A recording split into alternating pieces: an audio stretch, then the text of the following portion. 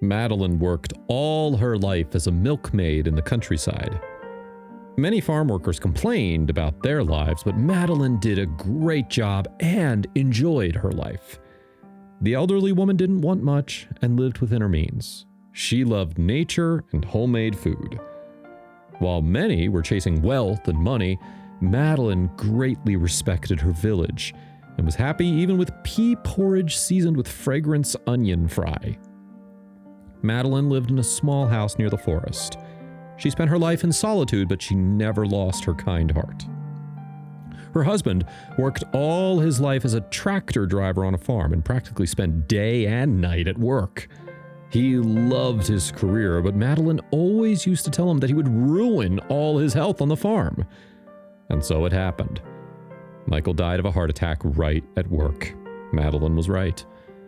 After her husband died, Madeline was left entirely alone. The woman enjoyed the beauty of nature because since childhood she had gotten used to the dense forest with pines and larches. Madeline could spend hours walking among the trees and picking mushrooms and was never afraid to get lost as each tree was familiar to her.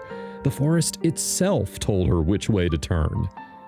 Madeline sometimes felt like one with the forest, as if an invisible thread connected them. After work, the woman came home tired and immediately put a sizable smoky teapot on the stove. She couldn't do without tea. Sitting at a wooden table, she carefully held a photo of her daughter, Tracy, with her granddaughter, Primrose, in her hands. Her granddaughter had already grown up and was a beauty. Tracy and her daughter lived in the city. They rarely visited her, which upset her, but she did not show it. She agreed with everything and she nodded in the affirmative, understanding way. Tracy was to blame for everything. She left the village in pursuit of a good life. She dreamed of becoming a sewing machine operator and finding a rich husband, but her love life did not work out and she was expelled from school due to poor progress. Tracy's parents were not very gifted or intelligent, and neither was their daughter. As a result, all her hopes were dashed. Now, of course, Tracy found a husband, but he drank and beat her, criticizing her for being a village girl. The woman got tired of this and filed for divorce. Although she felt sorry for their child, she saw no way out. Madeline and her husband understood the situation and helped her daughter and granddaughter with everything they could. They gave away part of their pension to help them rent a house. They sold vegetables and fruits from their garden, and they sent the proceeds to Tracy. She got a job as a seller in the grocery store and worked there. She didn't need special education, and she could always earn extra money by cheating customers, and so she did. As her daughter grew, her needs increased, and the woman could not find another job. Primrose grew up, and her mother remained single. She had some affairs, but nothing serious. Tracy almost didn't come to the village. She liked city life, and she didn't want to once again remember that her childhood in the village that she had always dreamed of leaving. Madeline never complained that her daughter did not visit her. She had a good heart and she tried to understand her daughter, although she missed her. Madeline had a dog, Luna. He was old, half-blind, and firm. Madeline did not even put him on a chain. She let him live out his life in freedom. She took pity on the dog and she respected his old age. One day, Madeline got up very early and started weeding the grass in the garden. She kept looking at the sky and thinking that it might rain soon. She felt a similar smell from a thunderstorm that was approaching. She sped up, and then suddenly looked up and saw a silhouette near the fence. "My God!" Madeline threw up her hands. "Primrose!" The girl entered the courtyard and was already standing at the threshold. She held a large bag in her hands and she shifted from one foot to the other, hiding her eyes. It was clear that she was uncomfortable. "Hi, grandmother.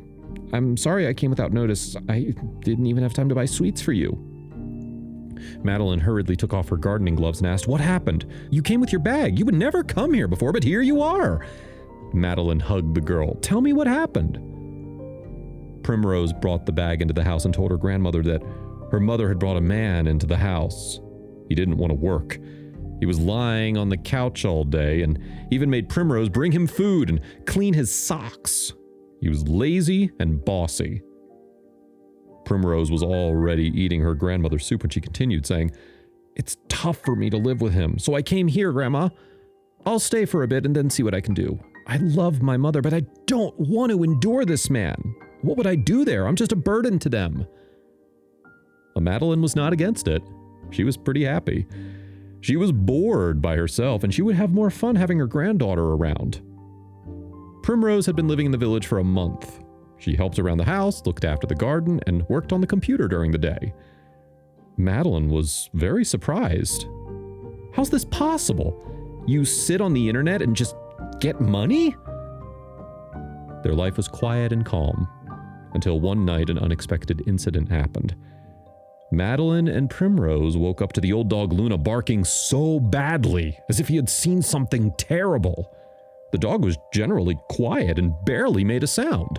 Now he was working so hard, as if warning his owner. Primrose jumped out of bed, looked out into the yard, and saw something that made her knees tremble. She called out in a trembling voice. The old woman came out and froze. A wounded bear was lying by the fence. The day before, she had heard poetry, so the poor animal ran out of the forest to look for help. Madeline didn't know what to do. Primrose ran back and forth in a fuss. Madeline carefully examined the beast and saw that the bear was pregnant. Thanks to her efforts, the wounded animal gave birth to her first child, but then died. The rest of the cubs died before they were born. After such a terrible night, Primrose and Madeline could not recover for a long time. They took the bear cub that survived into the house and gave him warm milk to drink. Primrose took him to sleep and wrapped him in a shaggy blanket, imitating his mother's wool and keeping him warm all night. The next day, Madeline called the neighbors for help. They helped her bury the mama bear, but the old woman didn't tell anyone about the bear cub that lived. However, some of the neighbors noticed the animal through the fence and told poachers about the bear cub. Poachers offered Madeline a lot of money for him. However, she didn't agree to this offer. They immediately left, though swearing and grumbling. The bear cub grew up, and when he became a teenager, the milkmaid and her granddaughter released him. The old woman understood that she could not keep an adult bear, and it was dangerous, so he went to live on his own. Now, of course, he returned to her house initially, but then gradually adapted to a free life. A few months passed. Primrose got a job as a post carrier. She had a bicycle and a bag over her shoulder, and she delivered correspondence letters and pensions to the surrounding villages. The son of a local bankrupt farmer, Jeremy, started making a pass at her. He was a nasty guy who liked to drink. In addition, he was a womanizer. Primrose did not like him at all. He made her sick. Jeremy developed a grudge because of the girl ignoring him. He wanted to do some dirty trick. And then, by chance, one evening, Jeremy witnessed how Primrose was stroking a tame bear. A plan immediately formed in his head. He had acquaintances in the city who would give a lot for that bear, whether alive or dead.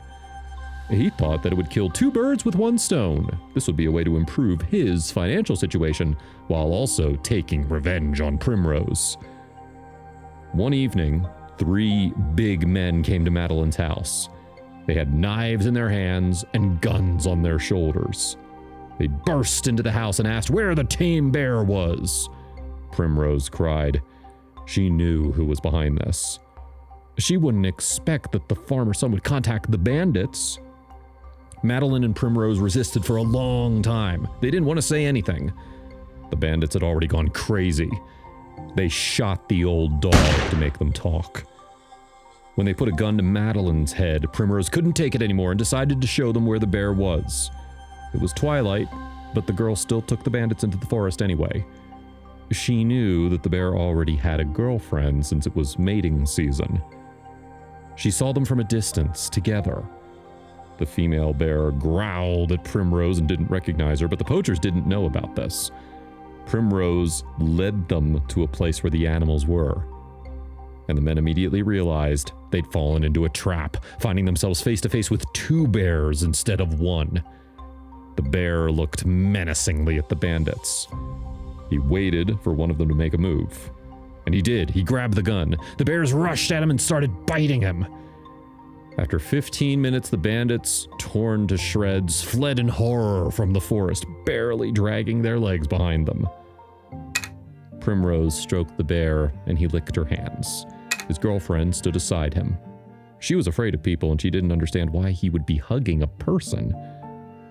Immediately after the incident, Madeline and her granddaughter went to the police and wrote a statement. The local sheriff quickly detained the poachers. After all, only one car had recently arrived from the city, and visitors had stopped at the farm of Jeremy's father. Very easy to catch them.